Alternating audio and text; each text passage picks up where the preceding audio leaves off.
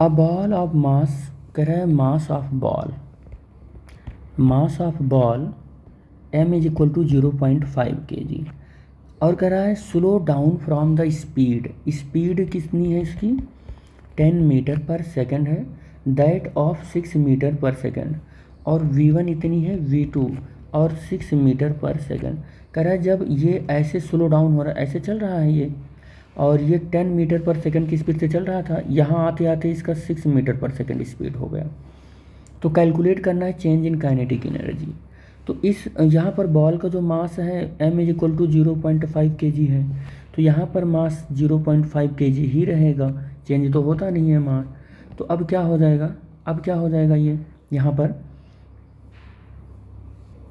यहाँ पर जो होगा वो यहाँ की काइनेटिक एनर्जी हो जाएगी k1 is equal to half 0.5 और v10 का स्क्वायर, तो काइनेटिक एनर्जी 1/2, 0.5 10 का स्क्वायर कितना हो जाएगा 100, 2 से डिवाइड होगा 50, और k1 इज इक्वल टू ये 25 जूल आ जाएगा।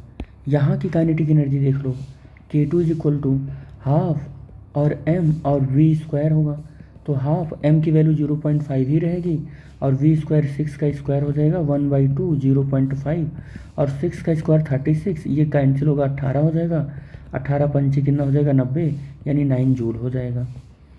अब यहाँ पर कह रहा है कि चेंज इन काइनेटिक एनर्जी बताना है आपको। तो चेंज इन काइनेटिक एनर्जी अगर आप बताओगे तो कितना आ जाएगा, बताओ आप कितना आ जाएगा। k2 माइनस k1 होता है, लेकिन अब यहाँ चेंज केवल बताना है, ये नहीं बताना है कि किस डायरेक्शन में कितना हो रहा है। तो अब आप यहाँ पर क्या कर लो, k1 माइनस k2 एग्जैक्टली, तो यहाँ लॉस इन काइनेटिक एनर्जी हो रहा है, ठीक है। 25 से क्योंकि 9 हो रहा है, तो 16 जूल का क्या हो रहा है, लॉस इन काइनेटिक एनर्जी हो रहा है, लॉस इन एनर्जी हो रहा है, ठीक है।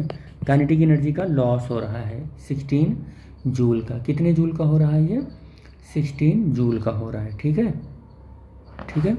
या हम ऐसे भी कह सकते हैं डिक्रीज हो रही है एनर्जी, क्या हो रही है डिक्रीज हो रही है, ठीक है, ऐसा भी हम बोल सकते हैं।